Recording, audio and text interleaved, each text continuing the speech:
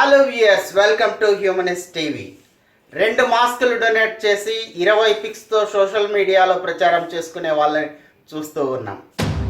కానీ ఒక వ్యక్తి ఒక జీవిత కాలంలో చేయలేనంత సామాజిక కృషి చేసి ఇసుమంతైన ప్రచారం ఆశించని మహనీయుల జాబితాలో చెప్పాలి అంటే మొట్టమొదటగా హేమలత లవణం గారి గురించే చెప్పాలి.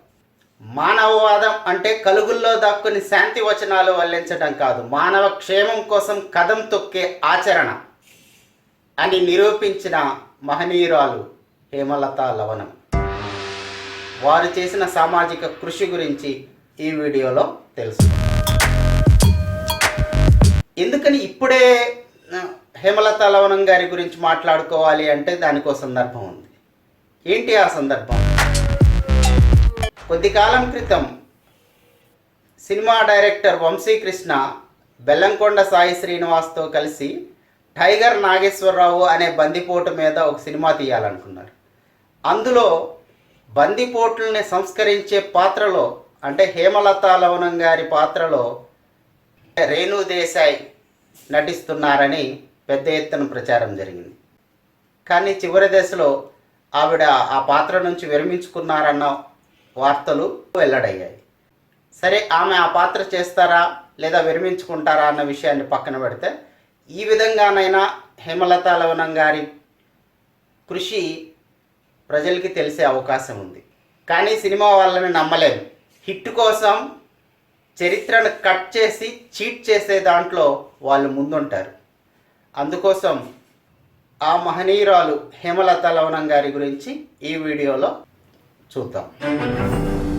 ప్రముఖ కవి గుర్రం జాషువా మరియమ్మ దంపతులకు ఫిబ్రవరి 26, 1932 ఆఖరి సంతానంగా జన్మించారు హేమలత. చిన్ననాటి నుండే తెలివితేటలు ప్రదర్శిస్తున్న హేమలత మద్రాస్ క్వీన్స్ కళాశాల నుండి బిఏలో గోల్డ్ మెడల్ పొందారు.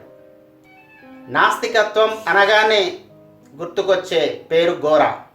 ఆ గోరా తనయుడు లవణం నాస్తికత్వం, ప్రజాస్వామ్య విలువలు, గాంధేయవాదం అన్న ఆశయాలతో సాగుతున్న లవణంతో ఆదర్శ వివాహమైంది హేమలతకు. అప్పటి నుండి హేమలత లవణం అని పిలవటం ప్రారంభమైంది.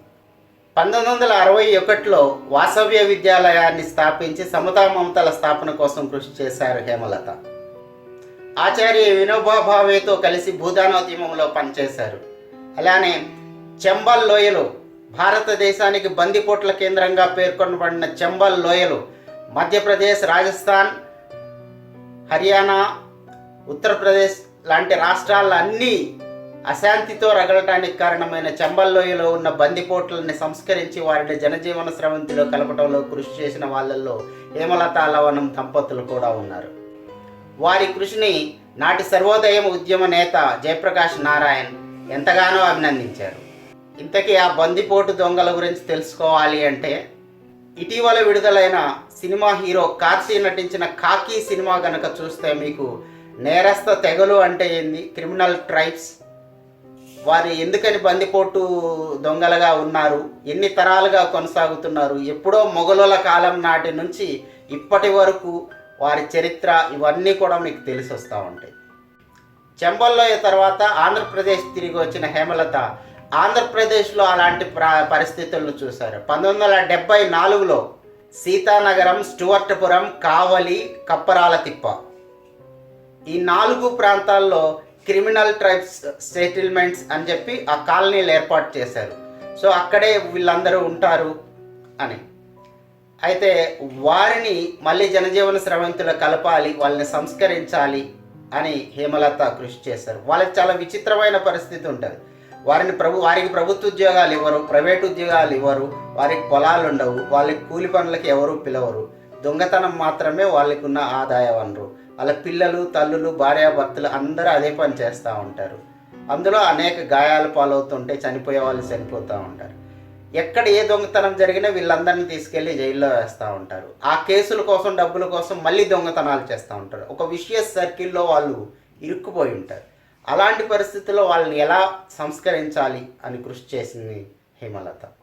అలా కృషి చేసి వారిలో పరివర్తన తీసుకొస్తూనే వారికి ఉపాధి మార్గాల్ని, వారికి ఇతర సౌకర్యాలని కల్పించడం కోసం ప్రభుత్వంతో అనేక దఫాలుగా పోరాడింది. ఆ పోరాటం ఫలితంగా 1976లో క్రిమినల్ సెటిల్మెంట్స్ అని ఈ సీతానగరం, స్టూవర్ట్పురం, కప్రాలతిప్ప, కావలిలో వీటినైతే అన్నారో వాటిని ఆ చట్టం నుంచి డినోటిఫై చేసి తొలగించారు. అప్పటి నుంచి వాళ్ళు ప్రశాంతంగా జీవించడం మొదలైంది. వారికి నాస్తిక కేంద్రంతో అనుసంధానం కూడా మొదలైంది. ఇది మామూలు విషయం కాదు. ఒక్క వ్యక్తిని మార్చాలంటేనే ఎంతో కష్టమైతే ఒక నేరస్తుడు ఎలా నేరస్తుడవుతాడు అని తెలుసుకొని అతన్ని మార్చడం ద్వారా సమాజాన్ని ప్రశాంత వాతావరణంని క్రియేట్ చేయటం it's not an ordinary thing. ఇక 1977 దివిసీమ ఉప్పెన వచ్చినప్పుడు, 1979లో ప్రకాశం, గుంటూరు జిల్లాల్లో తుఫాను వచ్చినప్పుడు, అలానే 1996లో తూర్పుగోదావరి జిల్లాలో తుఫాను వచ్చినప్పుడు సహాయ కార్యక్రమాల్లో విస్తృతంగా పాల్గొన్నారు హేమలత. 1981లో కావలిలో అణగారిన వర్గాల అభివృద్ధి కోసం నవ వికాస్ అనే ఒక సంస్థని స్థాపించారు. ఆ సంస్థ ద్వారా వారిలో చైతన్యాన్ని పెంచటం, స్వీయ గౌరవాన్ని పెంచటం, వాళ్ళ విద్యా విధానాన్ని అభివృద్ధి చేయటం, అనేక సంక్షేమ కార్యక్రమాలకి నవ వికాస్ కేంద్రమైంది. హేమలత లవణం అనగానే ప్రత్యేకంగా చెప్పుకోవాల్సింది జోగినీ వ్యవస్థ గురించి. ఏంటి ఈ జోగినీ వ్యవస్థ? హేమలత ఏం చేసింది? సాంప్రదాయాల్లో మంచి సాంప్రదాయాలు, చెడు సాంప్రదాయాలు ఉంటే ఉండొచ్చేమో, కానీ ఈ సాంప్రదాయం పేరు వింటే ఎవరికైనా దాన్ని రక్తం మరిగిపోవాల్సిందే.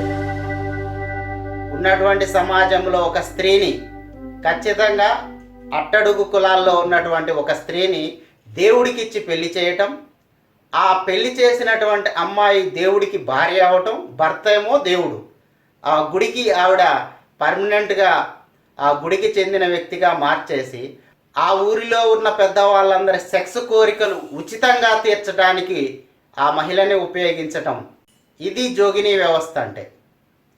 ఈ జోగినీ వ్యవస్థ ఎక్కడో క్రీస్తు పూర్వం కాలంలో ఉండేదండి, ఇప్పుడు లేదు అనుకునేది కాదు. 1980ల కాలంలో హేమలత గారు పనిచేశారు.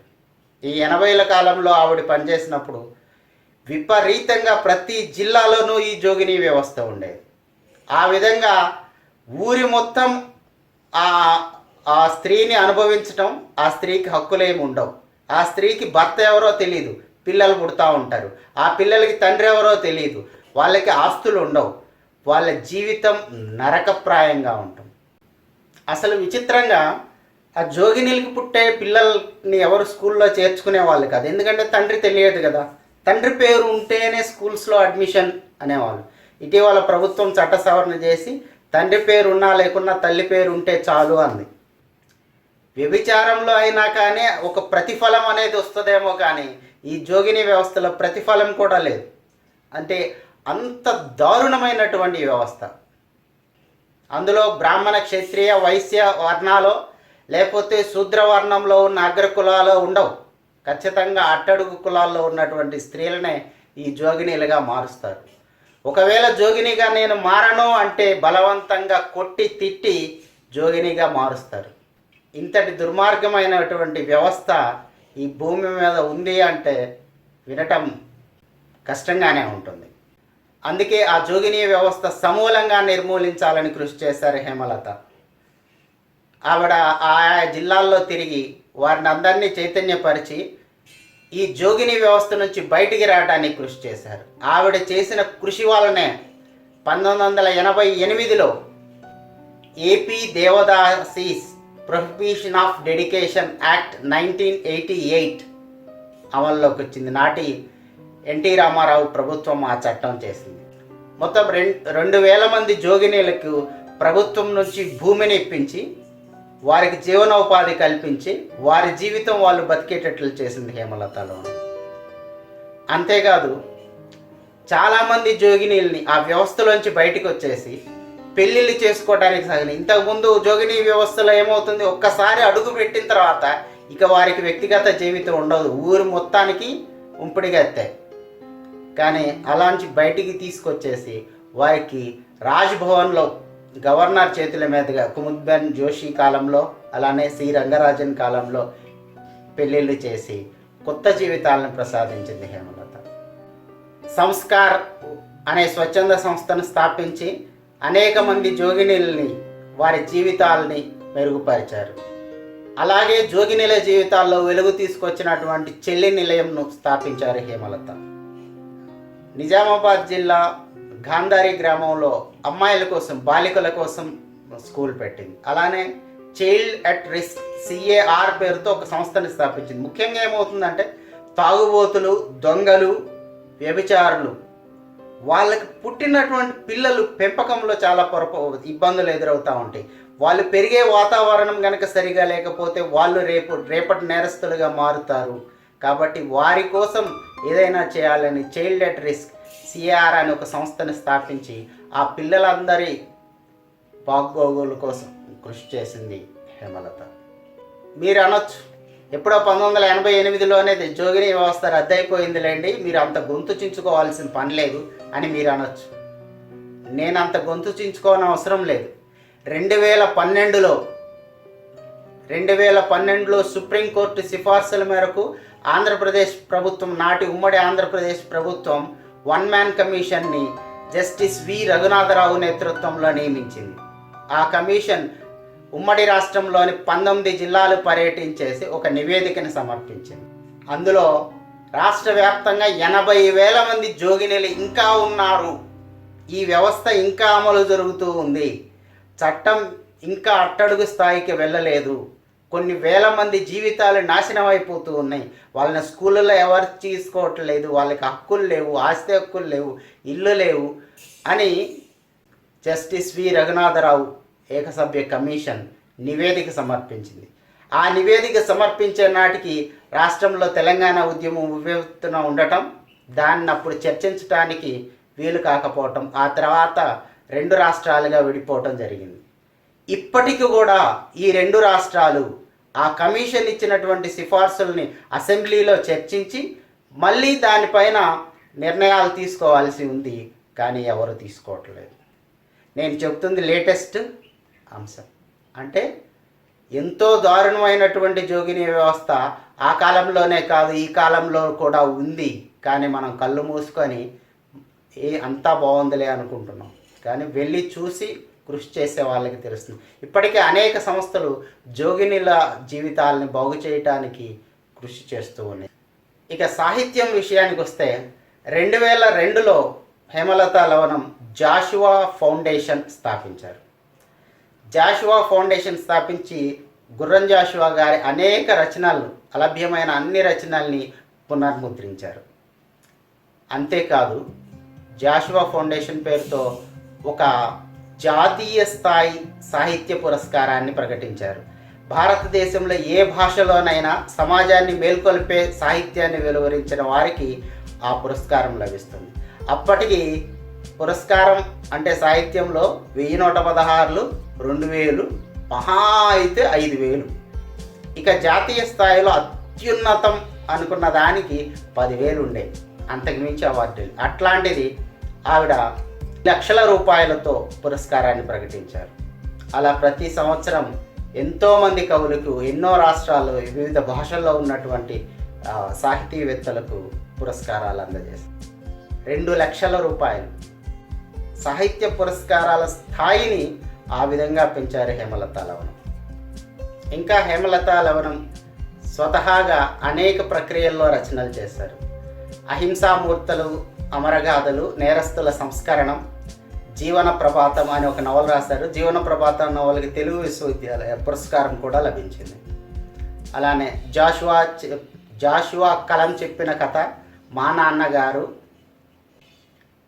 జీవన సాగరం, అనుభవ తరంగాలు, అమృతాంగమయ, తాయెత్తు గమ్మత్తు ఇట్లాంటి అనేక రచనలు చేశారు. ఇక ఆవిడకి ఏమైనా పురస్కారాలు వచ్చినాయా? ఆవిడ చేసిన సోషల్ వర్క్కి గాను పొట్టి శ్రీరాములు తెలుగు విశ్వవిద్యాలయం నుంచి గౌరవ డాక్టరేట్, అలానే గవర్నర్ చేతుల మీదుగా red and white bravery award, అలానే వివిధ ముఖ్యమంత్రులు ఎన్టీ రామారావు గారు, చంద్రబాబు నాయుడు గారు, రాజశేఖర్ రెడ్డి గారు వారి చేతుల మీదుగా ఆత్మగౌరవ పురస్కారాలు, ఉగాది పురస్కారాలు అందుకున్నారు హేమలత లవణం. అలానే TANA achievement award, world achievement award ఇలాంటివి. ఇలాంటి అవార్డుల్ని అందుకున్నారు. అంబేద్కర్ శత జయంతి సందర్భంగా భీమ్రత్న అవార్డుని పొందారు. భీమ్రత్న అవార్డు పొందిన ఏకైక మహిళ హేమలతా లవణం. ఇంతటి కృషి చేసిన హేమలతా లవణం 2008 సంవత్సరం మార్చి 20వ తేదీన అండాశయ క్యాన్సర్తో బాధపడుతూ మరణించారు. వారి జీవిత చరిత్రని ఒకలాభరణం లలిత కొంపల్లి సుందర్లు రచించగా నేషనల్ బుక్ ట్రస్ట్ ప్రచురించింది. ఉత్తుత్తి ఉపన్యాసాలు కాకుండా ఆచరణాత్మక మానవవాదిగా జీవించారు హేమలత. నిజమైన హ్యూమనిస్ట్గా నిలిచారు. అందుకనే వారి అడుగుజాడల్లో మనమంతా నడవాలని ఆశిస్తూ ఇలాంటి స్ఫూర్తిదాయకమైన వీడియోల కోసం చూస్తూనే ఉండండి హ్యూమనిస్ట్ టీవీ. లైక్ చేయటం, షేర్ చేయటం, సబ్స్క్రైబ్ చేయటం, బెల్ ప్రెస్ చేయటం మాత్రం మర్చిపోరని కోరుకుంటూ మళ్ళీ వీడియోలో మళ్ళీ కలుద్దాం.